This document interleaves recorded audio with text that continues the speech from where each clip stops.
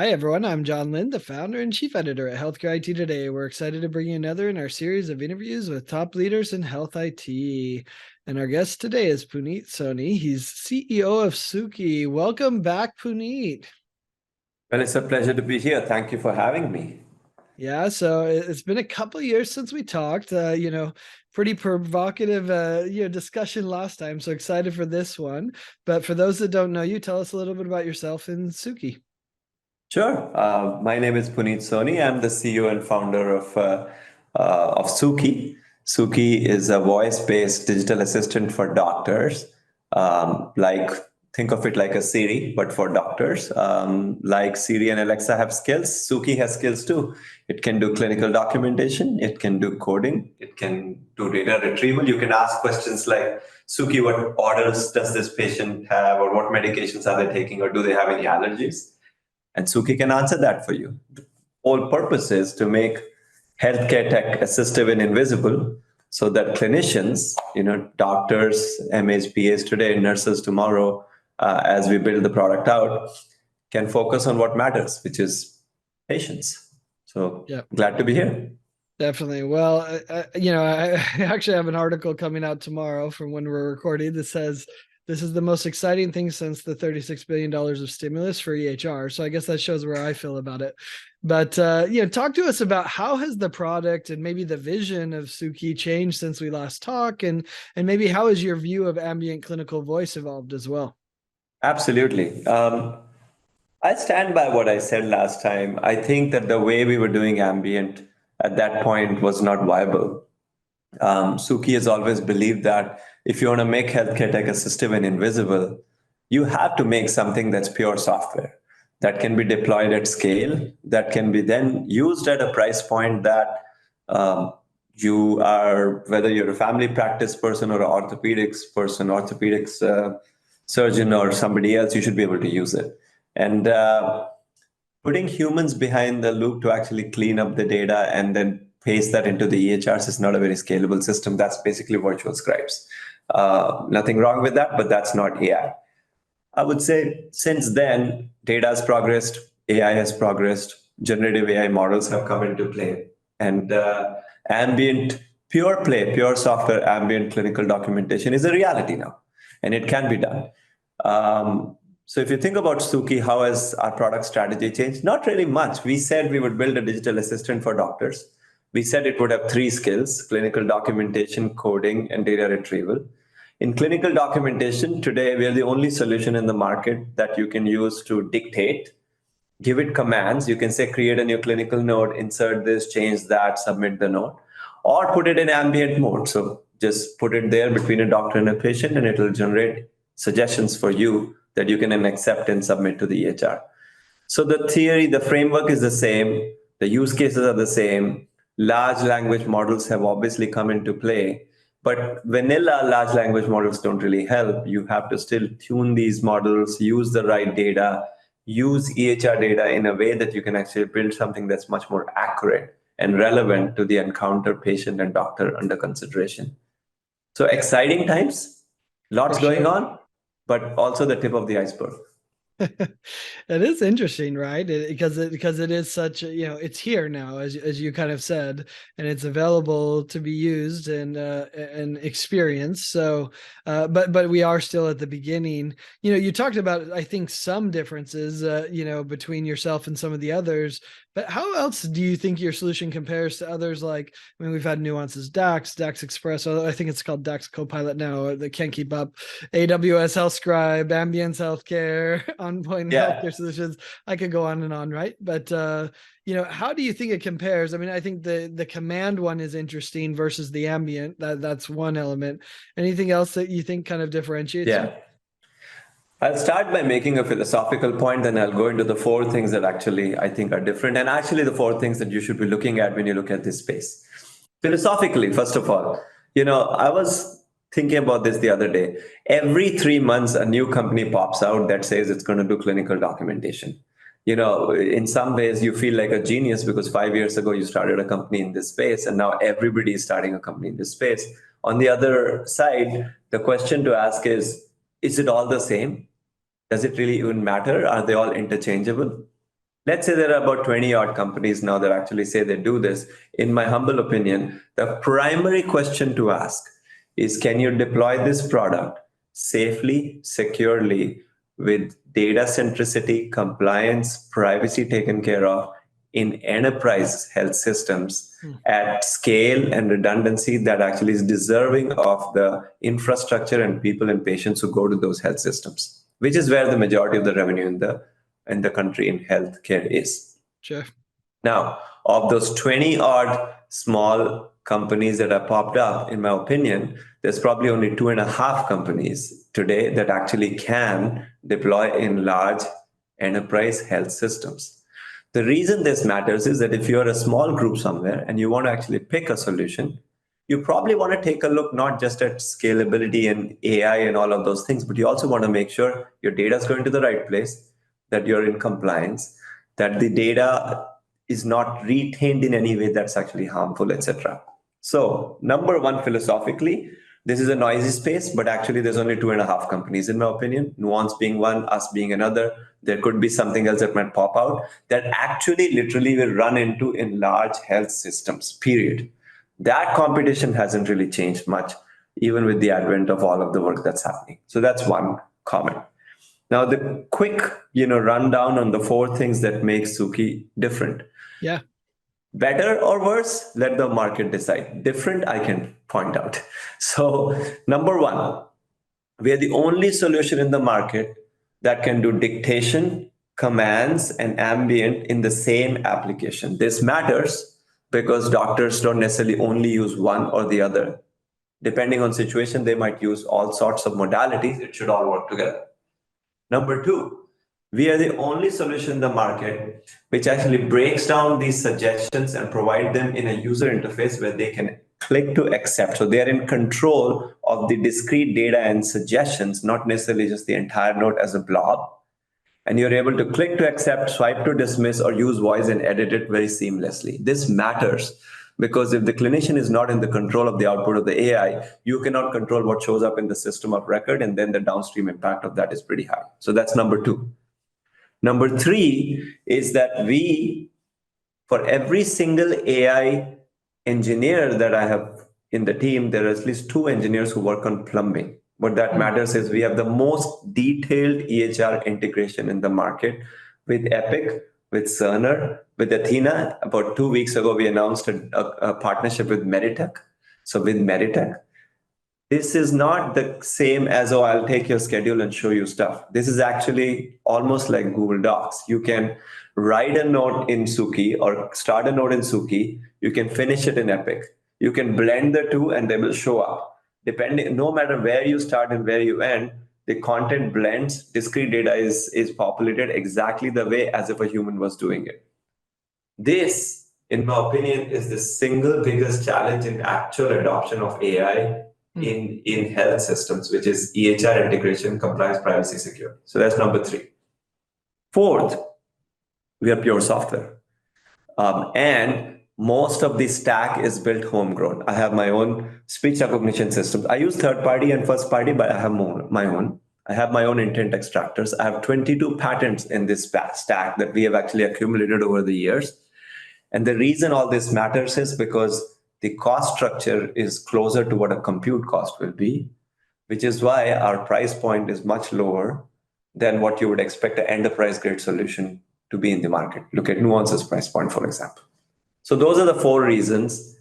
And I think the four things that you should always cross check when you go and talk to somebody who's offering ambient solutions. Do you have deep EHR integration and enterprise scalability? Number one, deep, not like just schedule, etc. Number two, does the AI, is the clinician in control of the output of the AI? Does that actually work?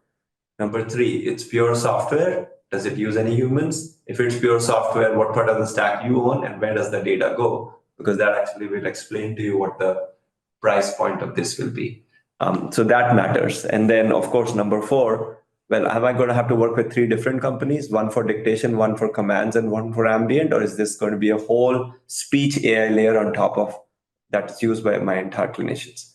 I suspect you'll find there's only one company that does all of the same. Yeah, let's dive into a couple of those things because I think those are some big differentiation points. One, let's just make it clear how much of this, your solution is automated with technology versus humans. It sounds like it's full technology, no humans, right? I've never had a human being in the loop in the product, and that's actually why my price point's always been very Yeah. different and available to everybody. Yeah, and I've often said that we need it because we need the price point down and we need the real-time clinical decision support that needs to happen rather than waiting an hour to get the documentation. So, and then how are you integrated with the EHR? Talk a little bit more about that, and also I think you are unique in that you have your own app, and you talked a little bit about that seamless play between your app or Epic or Cerner, Meditech, et cetera, that you're integrated with. Talk about, so they can use the app to do it, they can use the EHR. Talk more about that integration. Awesome questions. It's always a pleasure talking to you because you truly do understand the space, and the questions that you ask are very detailed and thoughtful. The EHR integration, to be able to do effective. So first of all, yes, we have our own application surface area. Let's take Epic for a minute. Yep.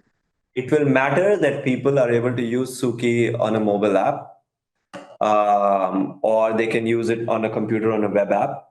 Or if somebody just wants to dictate, they can use a Windows app. Or if they're at home, they can pull up Suki on a Mac app and be using it. We are actually deploying a Chrome extension, so that will be another. So we have 5 different form factors, right? iOS, Android, web, Windows, Mac, Chrome extension. You can keep, no matter where you are, you can use Suki.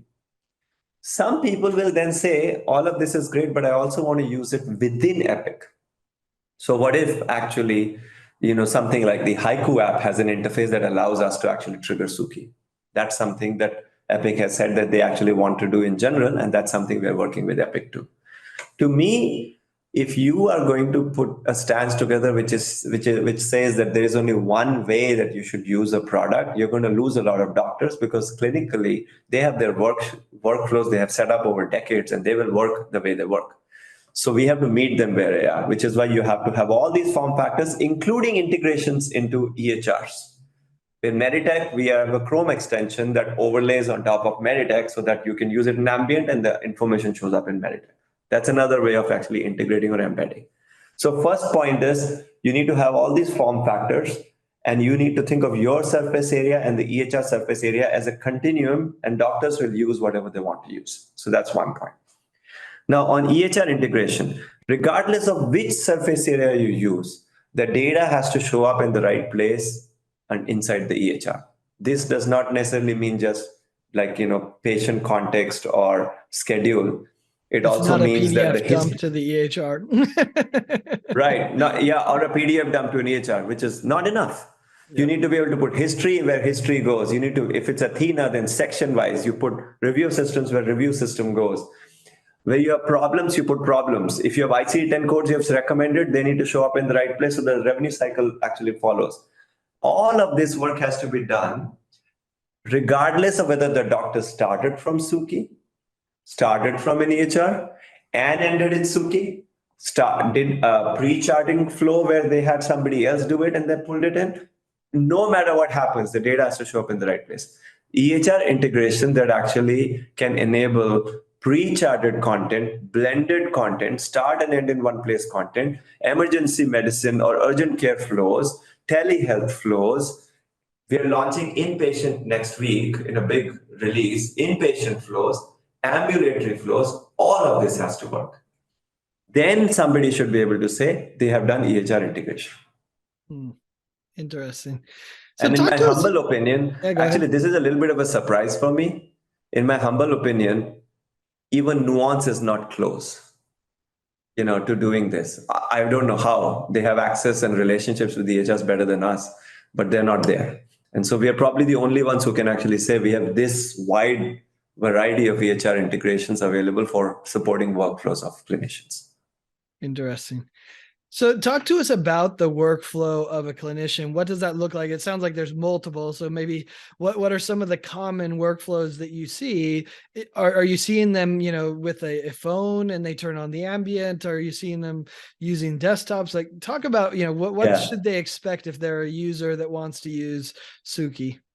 Yeah, I mean, one common workflow is you are in the EHR when you're talking to the patient, and nurse before came before, or somebody came and they pre-charted a little bit. You walked in, you put your phone there, you just tap the Suki badge and put it in ambient, then you have a conversation.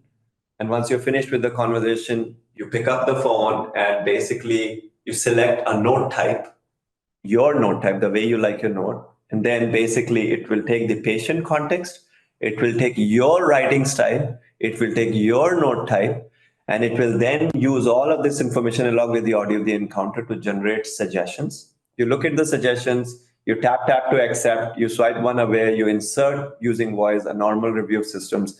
You change like one line because there's something specific you wanted to say by using a change command. And then you say Suki submit. And then when you go to the EHR, it's all laid out in the right places at the end of the day and you sign it. This is a relatively common flow. The nurse who had actually done some pre-charting, it automatically Suki will pull it in when you actually do these recommendations so that it blends with the EHR content, the pre-charted content, and the recommendations.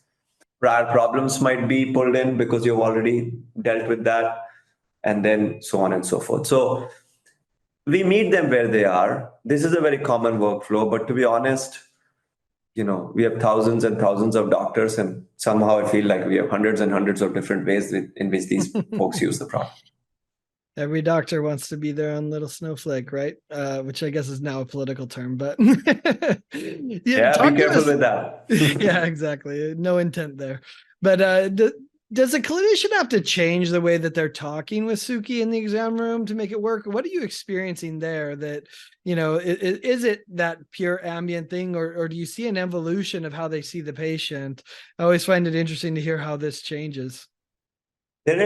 Think of it in terms of dialogue and monologue. So when you and I are talking, we're just talking.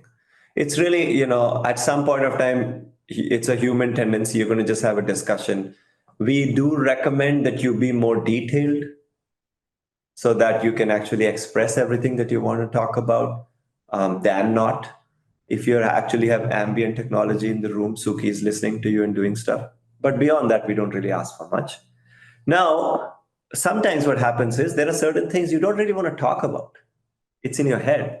And then you basically just pause Suki, the patient leaves, you unpause it, and then you basically do what I call a monologue. I think it's the same as like a case presentation, where you basically say, well, for that last patient, here's the other thing I was thinking, change this one thing. And I think what we're going to do for the plan is also add this information because we found that these particular numbers were not right.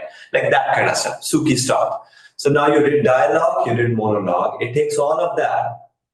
It takes your personality and your writing style and how you do things, and it takes the patient's context, and then it'll generate recommendations.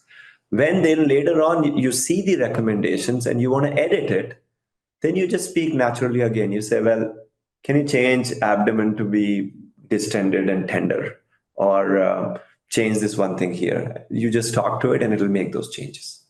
So relatively natural. I can't say the ambient part is supernatural. The monologue part is like case presentation that doctors do. The commands are relatively natural. You still have to be careful and mindful that there's no really high background noise or something, and when you're giving that command. Interesting. So talk to us about the accuracy of the solution. I think that's, reasonable skepticism by doctors that it will actually work. Maybe anyone that used voice recognition in the early days has battle scars or something around the quality. So talk to us about where we're at, and how you measure the accuracy of your solution. 3 metrics that matter. And actually, we're gonna kick off a proper pure play neutral academic study, because actually one of the things that we're noticing is it's very important, as with the advent of AI, to have quantitative metrics to express the accuracy of AI rather than just subjective kind of point of views on where things are going to be. Now, when it comes to the speech stack, there are three metrics that matter. One is what is the accuracy of the speech recognition system, ASR. The second is what is the accuracy of the command intent extractor. How often does it understand your commands, and how often does it misrepresent or doesn't get it? And then finally, there is a third one which we have actually created and we use pretty actively inside. It's called acceptance rate, AI suggestion acceptance rate. Because Suki suggests within a note based on sections, different discrete data, we calculate and measure how many of these are accepted by the doctor and how many are dismissed or edited. And then we keep track of that number. Interestingly enough, this number changes based on specialty. This number changes based on the portion of the note. History has different numbers, review system has different numbers, but the number generally, if it's below 60 to 70%, cognitively you're spending more time dismissing and editing suggestions than accepting it, then the AI is not very strong. In my opinion, it's not really working out. But it's still early days. So on speech recognition, we are at industry standard. Industry standard means, people will come up with all sorts of numbers, but 92 to 95% is generally the industry standard on these things. On intent extractors, we have published this, we're at 99.5%. It's actually exactly pretty much the same ballpark as a Google Assistant intent extractor. Not that complicated, by the way, to get to that number if you have the right models, because doctors tend to have only 20 to 30 workflows they repeat again and again, but we are at 99.5%.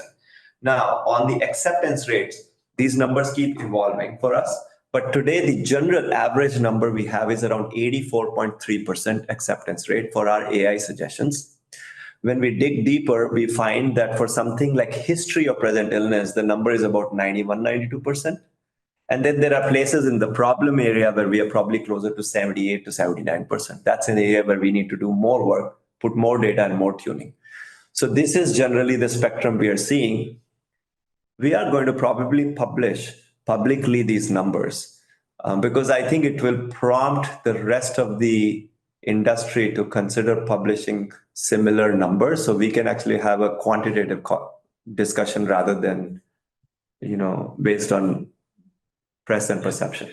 No, it's interesting, and it's interesting to see it broken out those three ways. Well, and many don't have the prompt solution, so that's a one challenge. You Right. mentioned the specialty differences. Talk about how your product works. Does it work for every specialty? What are you seeing in that regard? Is there some specialties that are, better and that you're focused on, or do you want it to work for everyone? When we publish from a marketing perspective, we say we work for 30 plus specialties.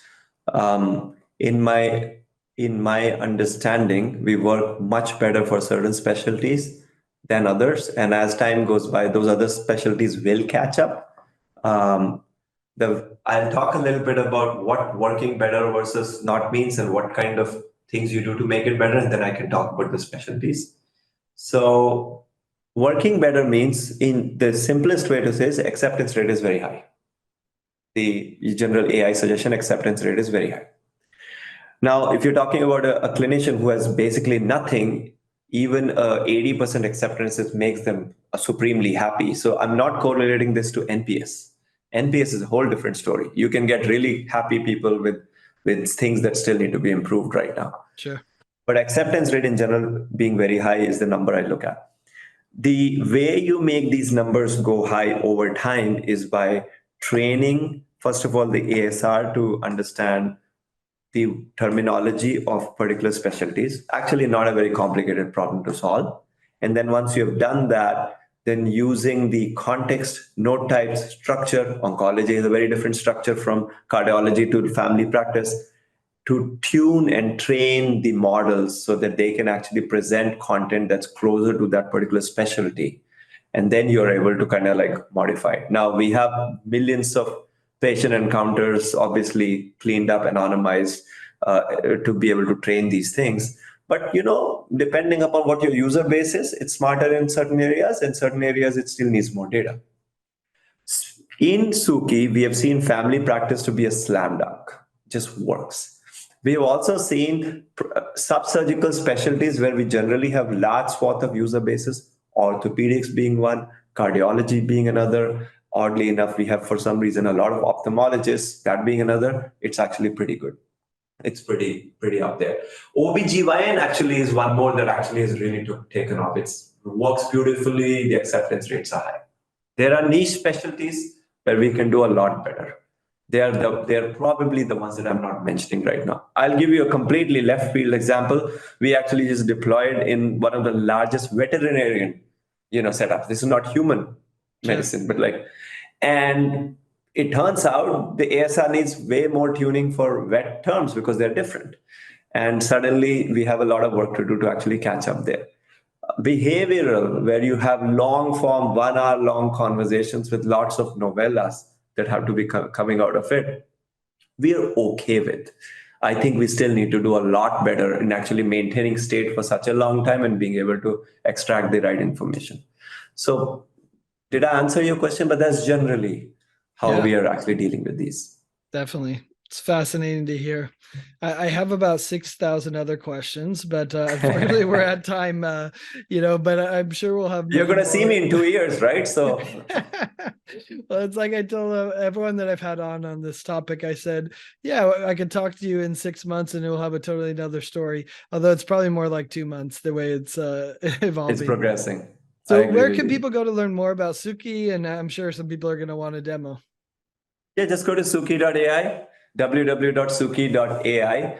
You should be able to see demo videos there. We have published some of these numbers and information there. You can just tap there and start talking to somebody. Somebody can reach out to you and give you a live demo. The best part is, honestly, what we do is when we go into demos with customers, we actually just ask one of the customers to be a patient, and then we just. And you will not believe the kind of things the people do to throw the AI off. They will talk about random stuff completely, but it does well. So you can go there and you can actually learn more. I think that the point I'll make to you is there is indeed a lot of noise in the system today. Yeah. But actually, on a more positive note, why did we start Suki, or why did all of these people start their company? They started because they thought healthcare tech can finally help clinicians in a more useful and productive way. The promise of technology that's never really born properly might actually show up. Truth is, that's happening. Whether it is Suki or Nuance or some other of the companies you mentioned, they're all well-meaning people building good technology. It's pushing tech forward. Clinicians are going to be happier. Better data will be created. Patient care will improve. The money will, instead of going into all these things, just to do administrative work and go into clinical science. So this is good.